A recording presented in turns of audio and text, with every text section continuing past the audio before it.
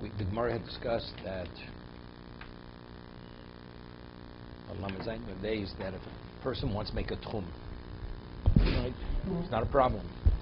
As long as it's within 4,000 amos in one direction, you're able to extend the extent that you go outside of the sinning limits. Let's say a chacham had come. Somebody's lecturing either to the south or the north, and before Shabbos the chacham already came, and he's not sure was it the north or the south, but the chacham came already, and the person makes a conditional tchum. If he's in the south, then the tchum in the south should be the tchum, erev tchumin, and if it's the north, it should be to the north. So what's the halacha? It's regular. It's conditional eruv. Has nothing to do with breira. The chacham is there. I'm not sure where to cover my bases. I make a conditional tchum. If he's to the south, it should be the south. If it's to the north, it should be the north. Has nothing to do. It should be to the south, right? What about if the chacham hasn't yet come? He's coming, and I say wherever he comes, that's where the tchum should be. It's not kfar bo chacham. He's coming. Right. And I say whichever way he comes, that tchum should be the tchum. Right. So therefore, when I made the tchum, it was unclear which tchum was going to be the tchum. Here, whichever the tchum was clear, I'm not just aware which tchum is the tchum. Right. I have to find out later where the chacham came. Okay. When I'll be informed, I'll know. Here, the chacham hasn't yet come. Right. And I say, but wherever he should come, that should be the tchum. Okay. That's breira. That would be breira. Right. So if you hold a breira, so it's been determined that one was meant to be the one because the chacham was meant to come there. Right. Okay? Mm-hmm. But if you hold ein breira, then you can't go to either one. Neither tchum is a valid tchum. Right? If you hold ein breira. Because since it wasn't determined before Shabbos which was the tchum, okay, the other one where he came, it was determined. You're just not aware which one was determined. The other case, nothing was determined because he hasn't yet come. So there, if you hold yesh breira, the tchum is a tchum, whichever one he did come. If you hold ein breira, the tchum is not a tchum. That's the Gemara, okay. So we left off over here. Rabbi Yochanan says,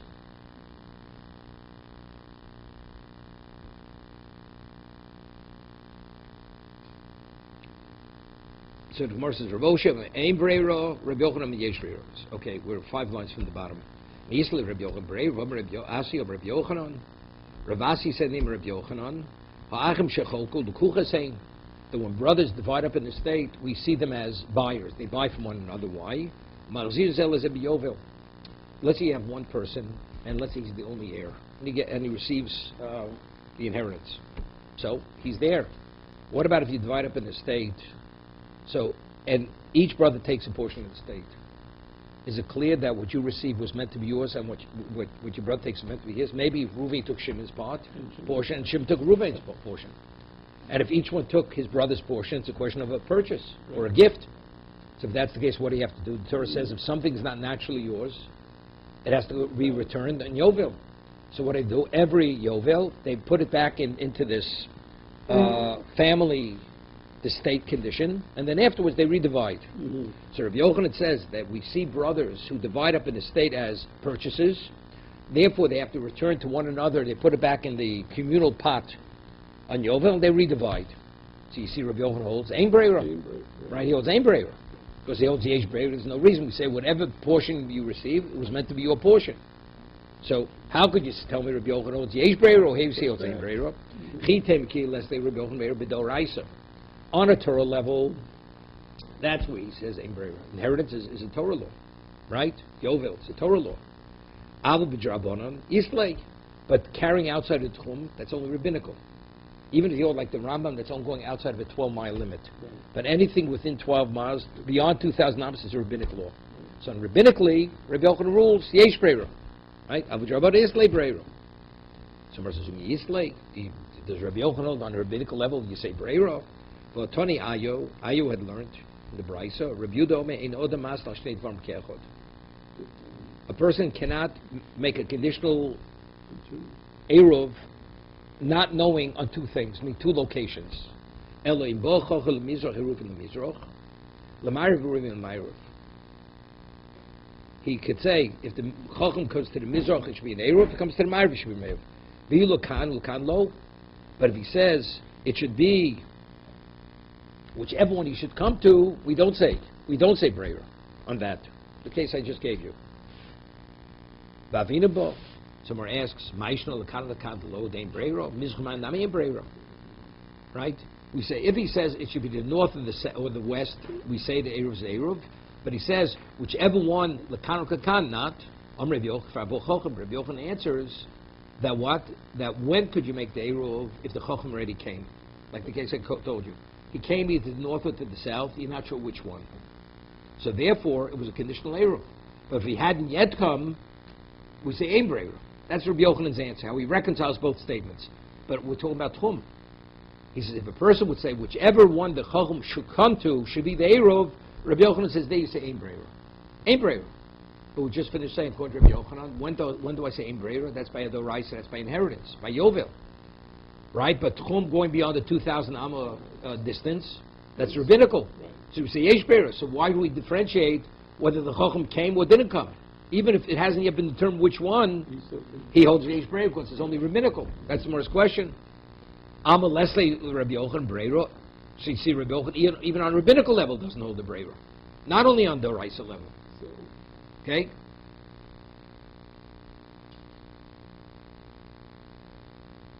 Yeah. El Olam Lo Seiko. So before we went and we inverted the opinions, Rabbi Oshia and Rabbi Yochanan.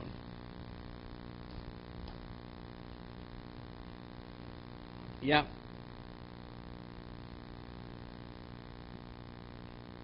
Right, Rabbi Oshia originally said Yesh Breira, Rabbi Yochanan says Ein Breira. So Gemara Stakstira. So the Gemara said, this before the Gemara introduced that there's a difference between the Draban and the Raisa. So the Gemara says, invert the opinions. But now we can't invert it, because if Rabbi Yochanan holds Yesh Breira, we just quoted Rabbi Yochanan on the Dorais level, on the rabbinic level, he holds Ein Breira. Rabbi Oshia said earlier, Rabbi Oshia said Yesh Breira, so we had a problem, because he holds by Tumas Mes, Ein Breira. Right? With the various entrances. The answer is now we could reconcile the two. Where does Rabbi Oshia hold Ein Breira by Tumas Mesh, which is a Doraisa? No, whichever one exit the mess will be taken out of, that's the Pesach that will be contaminated. Rabbi Oshia says they're all contaminated. Because Ein Breira. Rabbi Oshia says by Tchum Yesh Breira, it's not a problem. Because Tchum is what? Tchum is Drabanon. So that's more says, Lo Olam Lo Teko. We're not going to invert Rabbi Yochanan and Rabbi Oshia. B'chiles the Rabbi Oshia Breira. Where does Rabbi Oshia reject the concept of Breira? B'doraisa, that's by Tumas Mes. Which Pesach is Tomei, not Tomei? That's a Doraisa. That's contamination of the dead. Al B'drabanon, but if we're dealing with Tum, it's like he holds a Breira. Dorish Marzutra Halochik Rabbi Oshia. So Marzutra lectured. How do we rule Halocha? We rule like Rabbi Oshia, that by Tchum we say Breira, and by Doraisa we don't say Breira. Omash, stop. And that's the way we rule, right? So the famous case, we have a barrel of wine where it hasn't been tithed. And it's Erev Shabbos, you say. The 2 pints that I'll take on Motzei Shabbos should be Truma. This should be Meiser. The halachas, we say you're not permitted to drink the wine. What am I dealing with over there? That's a Doraisa. It's Tevel. There I say Ein Breira, but whenever I'm dealing with Tum, or the case we said, you divide the barrel of wine, they buy the barrel of wine before Yom Tiv, to be divided. So we say that each portion they receives is locked into their own Tchum. We don't say that maybe Ruvain took Shimon's and Shimon took Ruvain's, and therefore it's locked into a location where they both can go. Right? Because we say whatever's determined later was meant to be initially. Okay? Omar Shmuel. Shoshel Patom. Hareu Karagli Kolodom. Hear this? Let's say you have an ox. This person's in the business. He fattens the oxen for selling. Buys an ox, and he fattens it to sell. And to who is he going to sell it to? Whichever person comes on Yom Tov to take it from him. Right? So he has it in his stall, and whoever takes it is going to slaughter it. So the person hasn't yet bought it yet. But what do we say? Whoever is meant to buy it, it's his. What is that? That's Breira. Right? We have no idea who's going to buy it. But he says, Shmuel says, Shor shel patom, Harei karagli kol odom, Shor shel roeh, Harei hu karagli osoir. That's like the members of that community. Right? He's the town shepherd, and he's the 2 shepherds. The 2 shepherds, remember? Okay. So if the 2 shepherds, you don't know which one.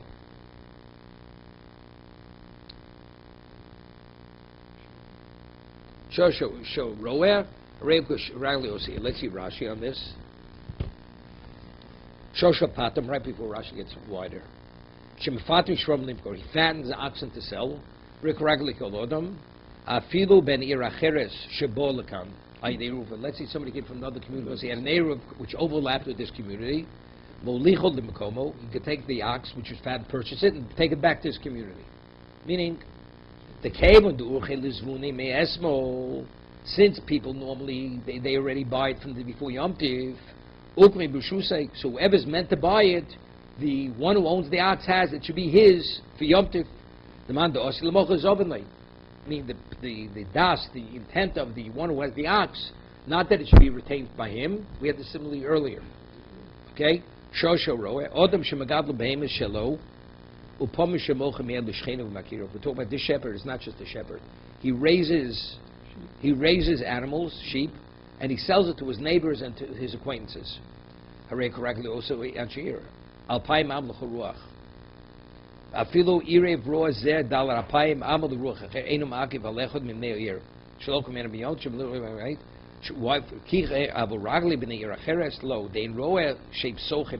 differentiated.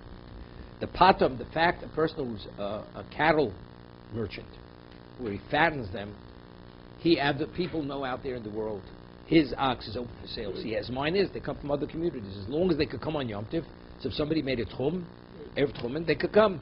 So his mindset is before Yom Tiv, who has the right to that ox? Whoever's meant to buy it. A person who's a small-time thing, he sells sheep, but he's not. That's not his main business. He's a shepherd, but he also raises some for selling. It's only to the acquaintances, to people, to the locals. So since only locals, he doesn't have in mind people outside the community. Therefore, somebody from outside the community, if he should come, he cannot take it back to his community, even though he may have an Eruv Tchumen, right? Because it's locked into the Eruv of the community itself. Okay? Further, we said that if a person lends something to somebody, right,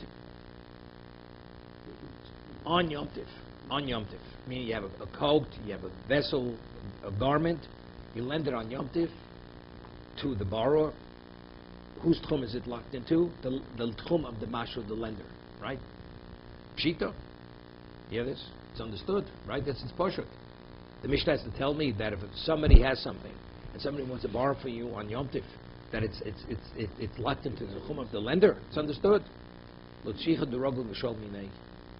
talking about this person who's borrowing. He normally borrows. He's always borrowing his garments. He was borrowing his vessels. So you'd say that since he's always borrows, the owner had in mind that garment or that vessel was going to be this person, because every Yom Tiv, every Shabbos, this guy comes knock on his door to borrow something. So maybe his mindset was of the lender that already was meant to be his, for his usage. So if that would be the case, it should be Karagle Hashoel, right? It should lock into the chum of the borrower. No, maybe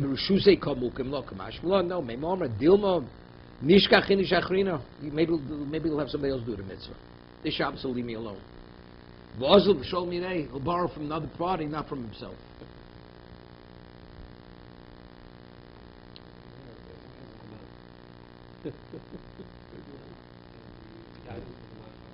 Wait, good question. The gemach depends. Is it a gemach for the locals, or is it a gemach for anybody who comes to borrow? Items. If it's for anybody, even people outside Yerushalayim. Right? So then it's karagla. Whoever comes to borrow, it's that tchum. So the one who's running the gemach, he's only storing it, but he has nothing to do with the items. So his mindset is whoever comes to borrow it is welcome to borrow, whether it's from the local community or one of the outer communities, as long as he could come in on Yom Tov. He's welcome to have it. That's how we differentiate between the patom, the one who's the professional cattle merchant.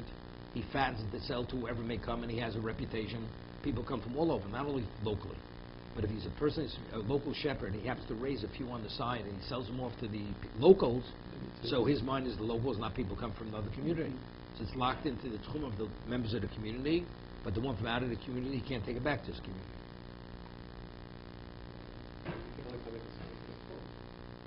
no, somebody made a tchum from another community, it overlaps, could come.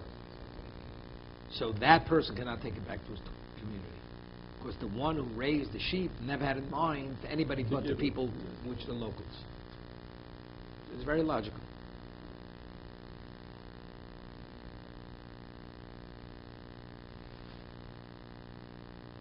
I mean, today you don't think about it, boom, it's tchum today anyway. Right? Today there's so many areas like built up in between, but it has to do up in the country. Many people not being aware, they take a walk on Shabbos on a country road. More than 2,000. And before you turn around, they're out of the tchum. The people don't even realize it. You know? What? Yeah, sure. You have half a mile of road. You're out of the tchum. And once you got a tchum, you can't come back. Even if you walk out inadvertently, unless it's a question of sakana, unless it's danger, you can't be out there. But otherwise, you have to stay there till after Shabbos.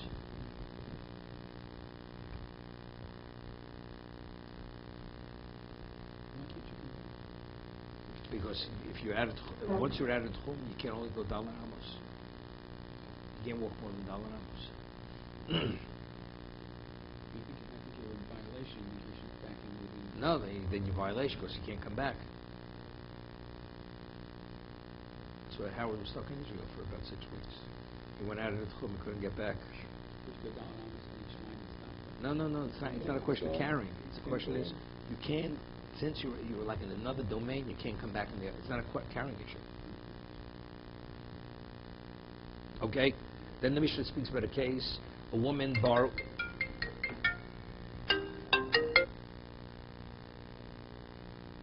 borrows ingredients to bake bread. Right? We discussed. She borrows the salt, the flour, the water, and the salt. Okay? Spices, salt.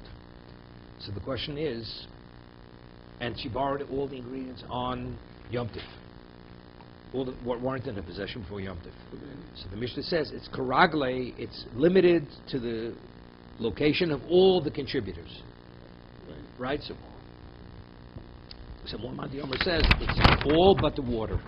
Rav Yehuda says, because the water totally evaporates. But in terms of the salt, the flour, and the spices, those three ingredients are primary ingredients. It's limited to those people who contributed. Okay? Kisulak Rababo. Yeah. When Rababo went from Bovel to Eretz Yisrael, Ashkei Rabbi Yochanan, Omar, Rava Deiman Milsa Diskabel. He says, I should say over halacha that will be accepted by people in Eretz Yisrael. I mean, the dvar halacha that I say over, it should be embraced. So it says, Rashi says, Kisharotza lalos, either before he embarked from Bovel to Eretz Yisrael, he said this tefillah, O shoi bederach omet tefillah zu. Ye Rav ki amti lahosa me'im milsa dishmaitza diskabel lechach mi amokom shol evosh. I should say something that is going to be valued by the chacham of the location. I shouldn't be embarrassed for what I say. This is Rabbi. That was the tefillah. Okay? Ashkilu Rabbi Yochanan. Rabbi Chanina bar Popi, he comes upon, who does he meet? Rabbi Yochanan, who's the Godel Ador in Eretz Yisrael. Rabbi Chanina bar Popi, Rabbi Zero. Rabbi Zero already was originally in Babylonia. He already was in Eretz Yisrael. Rabbi Zero. Parmilo, Rabbi Vo, Rabbi Shimon Pazi, Rabbi Yitzchak Nafka. These three Amoroim. Rabbi Vo, Rabbi Shimon Pazi, Rabbi Yitzchak Nafka. Yasri Kamri, and they were talking, saying, "Oh halacha," the three of them. What did they say? Amai, they asked the question in the Mishnah, V'liftul mayom umelach l'gabi Yisrael. Right, according to Tanakama. Why do we say that it's locked into the ragle of the one who, all the contributors, the water and the salt? Let the water and salt, let it be botel. We have a concept bittul barof, right? So let it be botel in the, right, in the flour. Because the one who actually made the bread, that flour was hers. Right. So that person, it should be, the bread should identify only with her and not with the other contributors. Good. That's the first question. So here, he's the newcomer, the observer. He has the question. He wants to respond. Amadu, so Amadu Rababa, so Rababa says to them, Harein Sarav lo kav chitin basar kav mechitin shochaver yochal halo b'chodi. He says, what happens if a person has 10 measures of of wheat, and a person has 11th measure falls into the 10 measures. Could the people who has the 10 say, by the way, somebody says, could you give me back my wheat? He says, go find it. Factually, the wheat is intermingled there. Right. So he has a claim in the mixture for a kav chitim. Right? Yes. So if that's the case, he says the same thing over here. The person contributed the salt, the water, whoever contributed, that's their contribution. So if that's the case, that's the reason why it's not bottled. Just as the man, if you have 100 silver dollars, my silver dollar falls into your 100. You say, some 100 to 1, forget about it. Could you show factually you have my silver dollar? You have to give me back a silver dollar, whether it's mine or somebody else's. Doesn't make a difference. Same thing here. Factually, the contributors, what they contribute is mixed in the mixture. Except there's no comparison. Because by the case of the financial interest, presently I own a kav of wheat. Right. Here, once you borrow, it becomes the what's the yours. name? So now we're dealing with Isser. We're not dealing with a monetary interest, right? Because originally the money identified with a person, but the money doesn't identify with that person anymore because the person forgave it. We lent it. So what's the issue? Because initially when Yom Tov began, it identified tchum-wise. So that the answer is that's what? That's botel. That's the reason why they rejected his comparisons. It says, achidu, chichole, they laughed. When he made this comparison, they laughed at him because they're not comparable.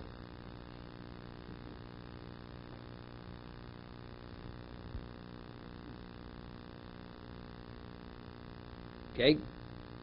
Achichu said they laughed at him. Omar Luhu, so Rababa said to them, he said,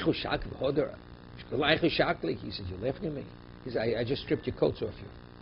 I just stripped the coats off your backs and you're laughing at me. They continue laughing even more so. Like he doesn't know what he's talking about. It has no relevance. Omer Raboshio. So Raboshi says, Shaba Oved Achichole. They were correct when they laughed at him. Not in terms of embarrassing him, meaning to totally reject it. That it has no basis of comparison. Maishno Chitim Bisorim. Lokomodo.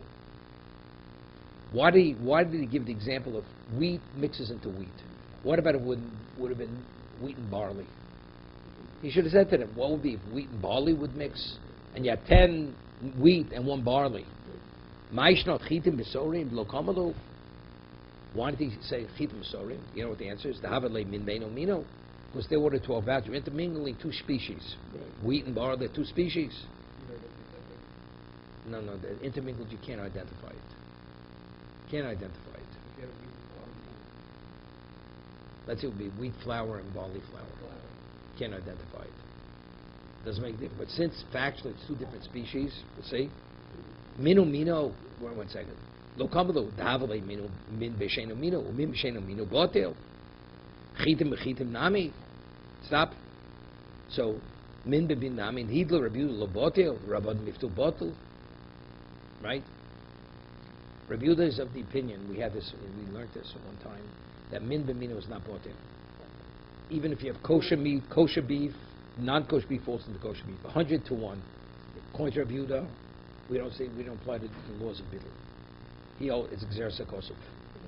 And Be'eno Binu is Botel. So that's Rabbi Yehuda. So Rabbi Yehuda says in the Mishnah, the water is not an issue. It's only the salt and the spice.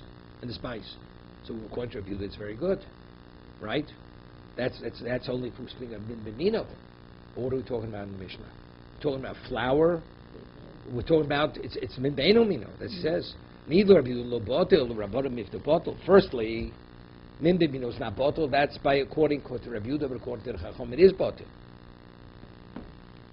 Right? And the Tanakama holds. Tanakama is not Rabbi Yehuda. Tanakama is the Chachamim.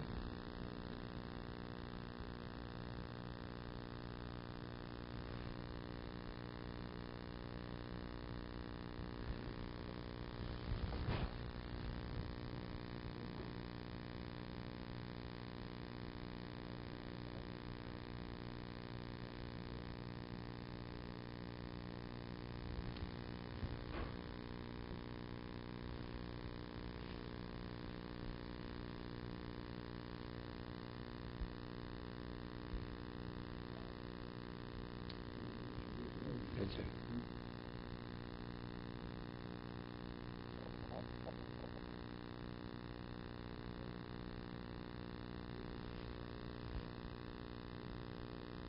Okay, one second. Omali Rav Safras, or Rav Safras is to Rav Oshia. Rav Safras is giving right that they had a right to mock him. That what he said wasn't correct. Right? Of course, he said min b'mino. Facts that we're dealing with min b'mino mino.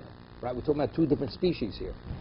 So Omali Rav Safra Moshe Shafa Kamrit V'lo Shamilu. So Rashi says, what's Moshe? Moshe, the Yikra Moshe Kamishtabah. He's swearing on the covenant of Moshe Rabbeinu. Shabkamet lo bitmi okloim amai ko amodish lahu b'chucha. Why are you agreeing with those who mocked him? They're wrong.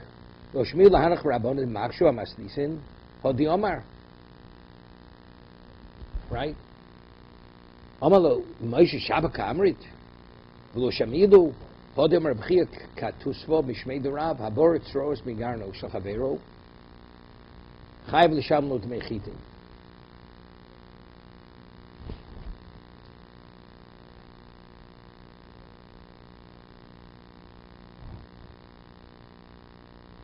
What happened? A person had grain in the silo, and somebody went and took the stones out of which was intermingled with the grain. No. So he has to pay him as if he took wheat. Why? Because when you sell wheat, it's usually intermingled with the stones. The value of the stones in the wheat is wheat. So the one who took the stones out is considered a damager. So how much did he damage? To the degree of the weight of whatever the stones were, because he could have sold it part of the volume of the stones. Okay?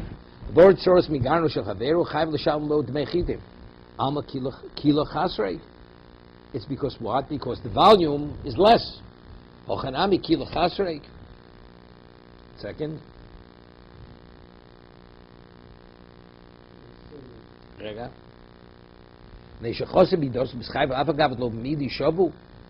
Koshki mayim umelach lo batle b'mutayu the midi time who mishum l'chiyuva the mona lo batel miuto. What he's saying is that over here, that since there's a monetary interest, therefore it's not batel. They said, he's answering, it's not batel because it's no different than me, my money intermingling with yours. Money's not batel. So here, because since the contributors, it's their money, therefore it's not batel. It's no different than the first thing, the stones. What kind of comparison? In a case where your money falls into somebody else's money, I have a claim. So you can't. No, not much. It's important. It's there. But why is it there? Because I want my money back. Right. But here I lent it to you. That's So it. here I have no financial claim. Right. So the lender is not here a claimant. Good. So what am I dealing with? Only tchum Right. is his batil. That's what Rabbi is responding. In the case where actually I have a financial interest, so therefore financial interest is not batil, right? Factually, I have an interest in this mixture. Don't you differentiate between money which is a claimant with money where there's no claimant? So, yeah, go ahead. You basically saying because you're lending this, In the mixture, you have no financial interest anymore. because you lent it out. So what is it? A tchum issue. That's Isser. Isser is batal. Because the majority is what? Because the majority is something else. Is not the borrowed material, ingredients.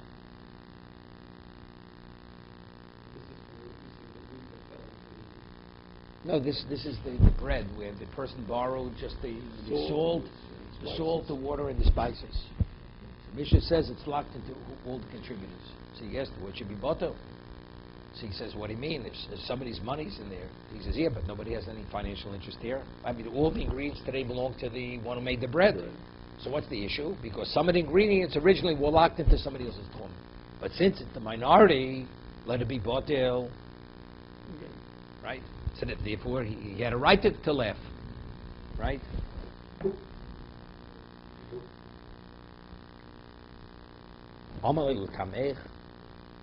So he said to Abaye, Hodem Rav Chisda, Nevelo Betelu B'Shchuta. If you have non-kosher meat, it falls into kosher meat, it's botel. Why?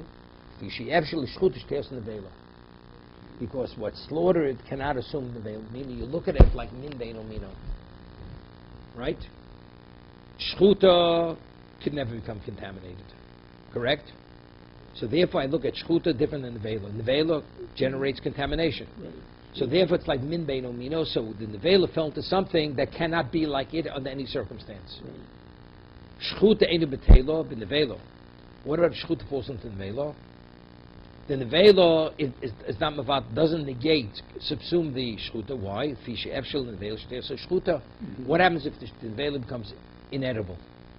It no longer contaminates, generates contamination. Right.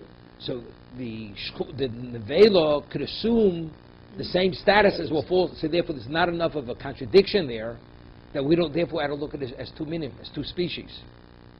If it has an owner, that's when it's not botel.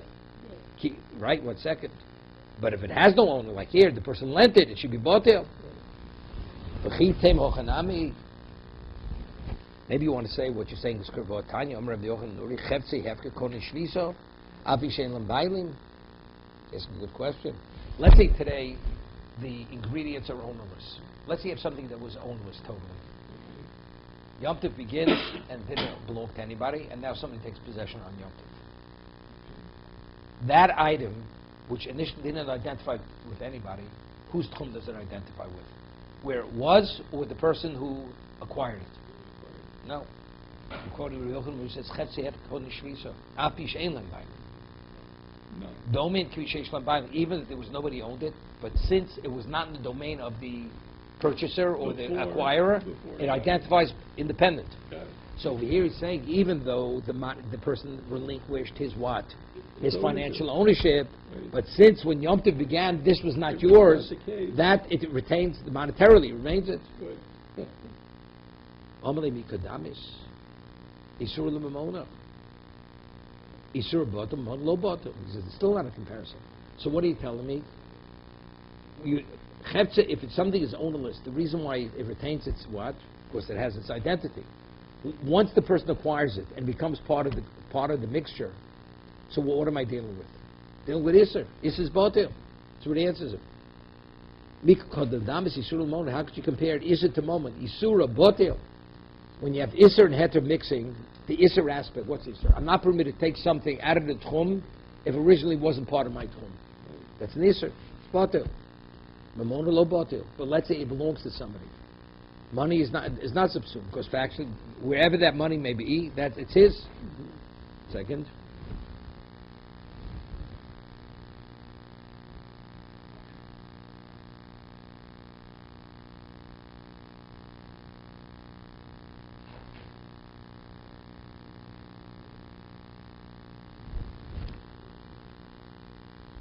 Yeah.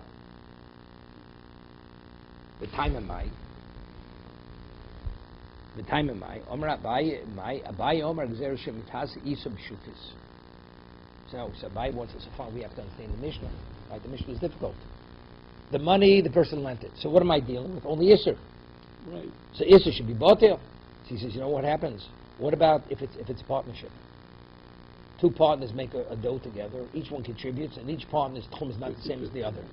Then you got a problem. So they made a gzeira that this bread, although all the ingredients were lent to one person, so therefore it should be subsumed. But if I allowed that to be according to tchum of the one who has the bread, Then, the shutfim are going to have a problem. 1 second.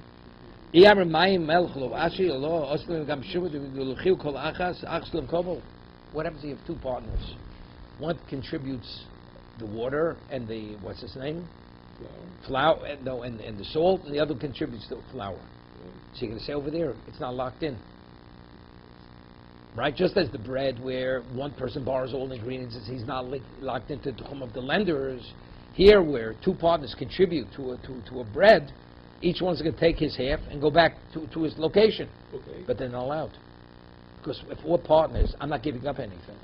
I contribute, you contribute. So here there's a monetary link between the tchum and what? And the interest. Rava Omar, Tav L'Tami Avidav Tami L'Botir. Very poshut.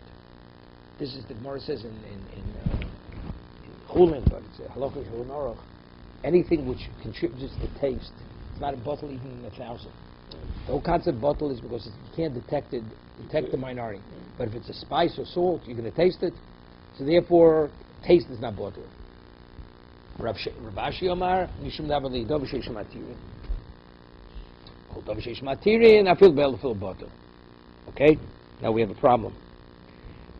We had earlier the first parak. Anything Beishan Oldham Yomtiv mixes into 1,000 eggs. What's the halacha? It's not subsumed because Dovashesh Matirin, because Oldham you wait till lift the Yomtiv. It's not muktzah. Tchum. Tchum is only an issue on Yomtiv. Once Yomtiv is over, you're not restricted to Tchum. So since over here the ingredients were contributed by people who had a different tchum, so what is it? Just wait a little bit; it won't be relevant anymore. That's the reason why the salt, the spice, and the water is not bottled in the flour. Dovashesh Matirin.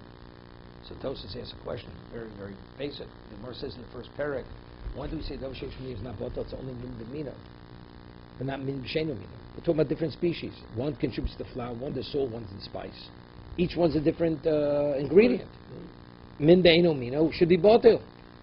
The flour not being the same species as the salt and the water and the salt should be botil. So what's the more answer? What's Rav Ashi answer? Dovashesh Matirin.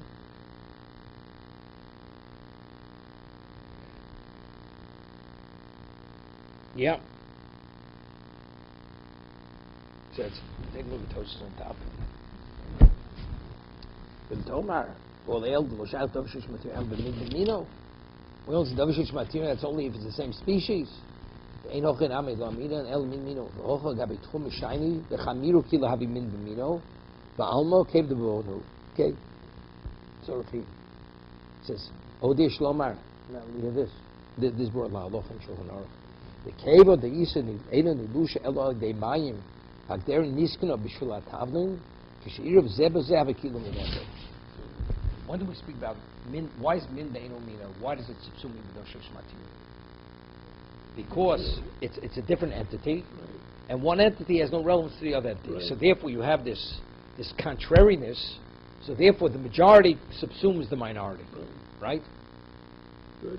What about if they all contribute to one another and each one enhances the other?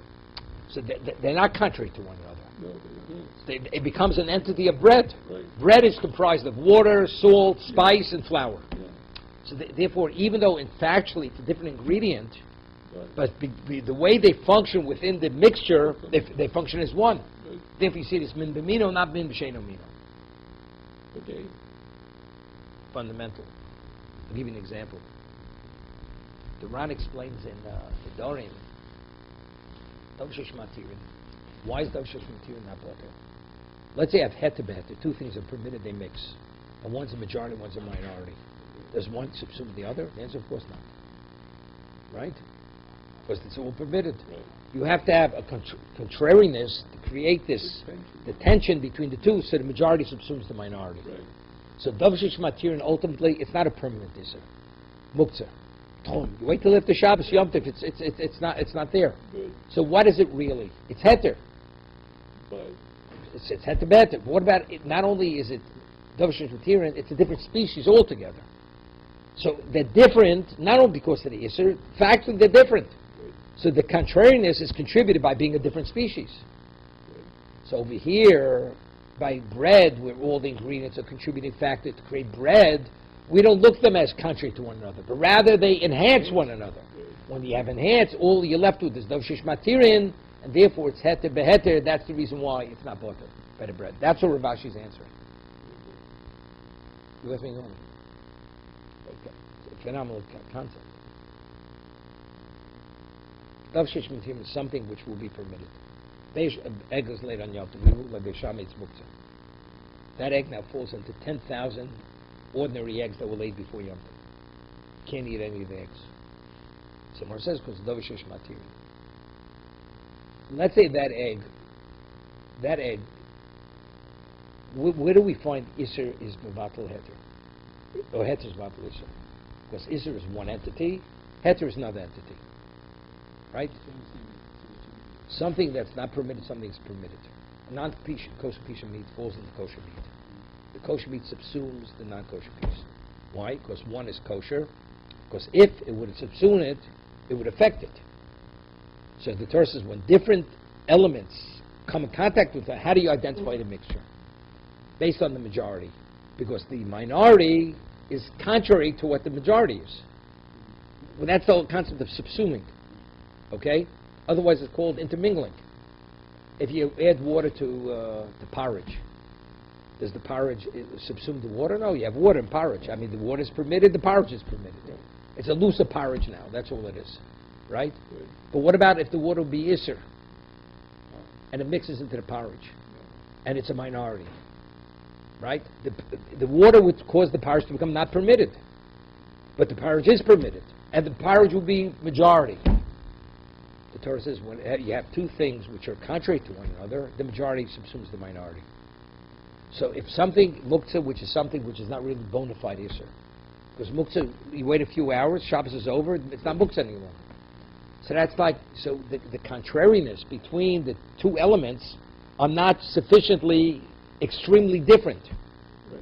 That's the reason why the majority is not mevatel the minority. But that's only when it's min b'mino. If it's the same species. What about if they're different species? Flour, salt, spice, water. Physically it's a different species. But these mixtures, when they mix, are they, each one contributes to the other as an enhancer, or each one's independent and they just coexist? Mm-hmm. They don't just coexist. Each one becomes part of the other to create a new entity. So that contrariness between them is not there, because each one contributes rather than detracts from the other. So Ravash says in that case, although physically it's min beino mino, they're different species, but since it enhances, it doesn't have that characteristic which would enable bittul from taking place.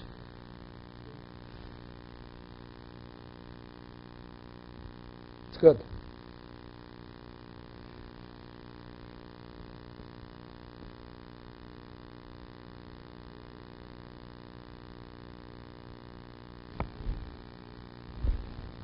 Rabbi Yehuda says in the Mishnah, Pota b'mayim, that the one who contributes the water, that contributor we ignore. Why?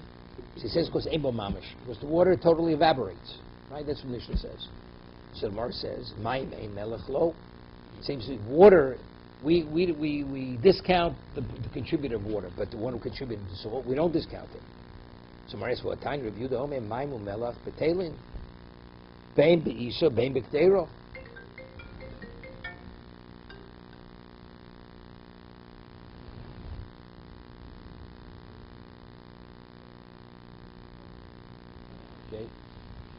Right, he says that mayim umelach betelim bein beisa bein b'kdeiro.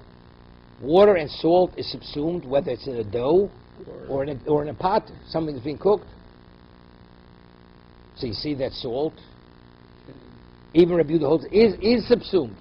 So why does Rabbi Yehuda now Mishnah say only the water is subsumed because it evaporates? The salt also. Is to rukness. If it's sodomite salt, which is a more intense salt, that salt is not boter. But ordinary salt, which is, let's say, mine salt or sea salt, that's different. For time review the Omer, my melech betelim b'isor, ben betelim b'kdeiro. He says both water and salt are subsumed in dough, but not in something cooked.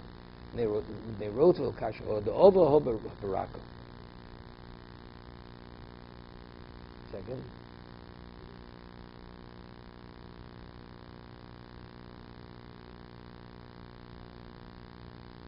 Yeah.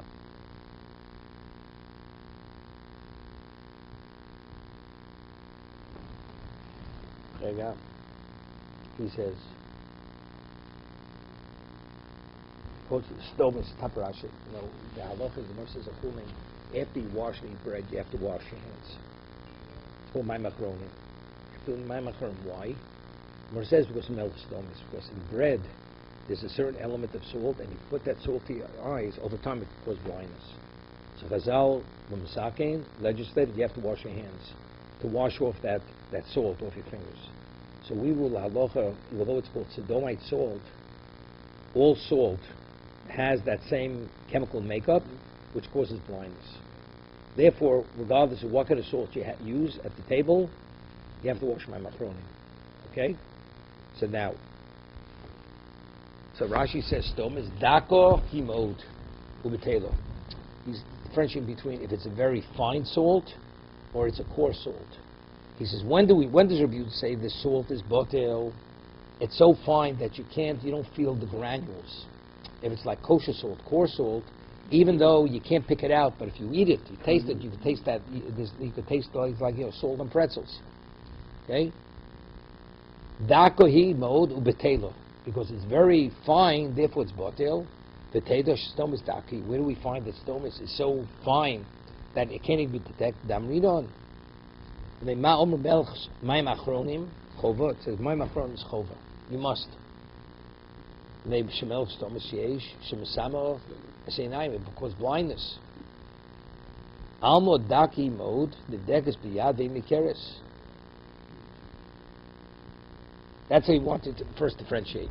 When does Rabbi say the salt is botel? That's vel stomis. But if it's melach is draconis, this other, it's like coarse salt, where you're able to detect its texture in the ingredient, not. So he's not going because of the taste. Because of the texture. But he says in the iso, in the dough, it is botel. Ben betel bekdero, they should wrote for.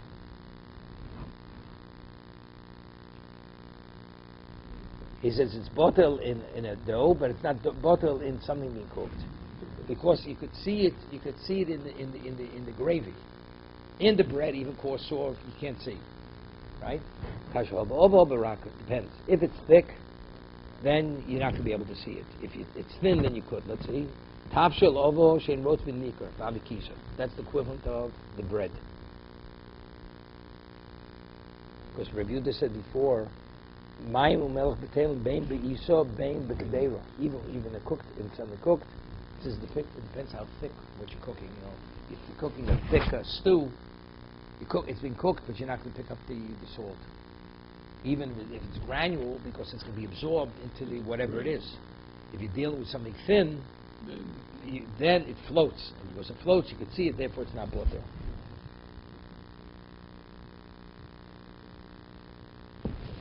Okay, we have a few minutes. Let's start the next Mishnah. Let's say a person comes to somebody and says, I'd like to borrow a coal. I need a glowing coal. The man says, you're welcome to take it. Could he take the coal where he wants to take the coal? The answer is no. It's like the garment, it's like the food, okay? That's Mishnah. Hagachel is karagli habaylim.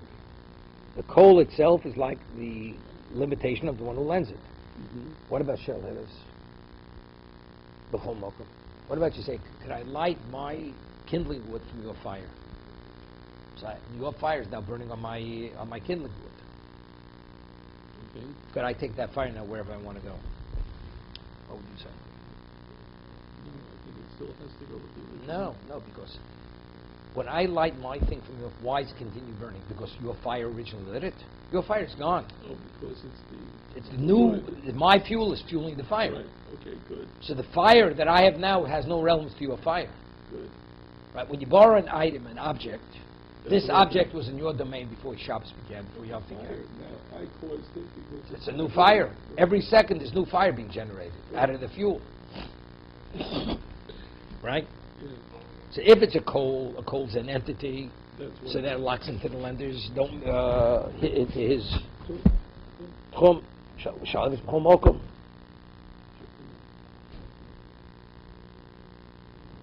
So they go shalavis. He hidlik ner b'shalavis chavero. He kindled his light with somebody else's flame. Ein u'ma'akev v'isut chum. It doesn't prevent him to go where he wants with it.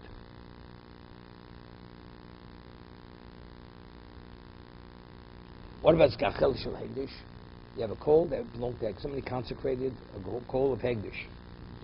More limbo. If you benefit from it, it's like benefiting from something that's hegdish. What if shel heves?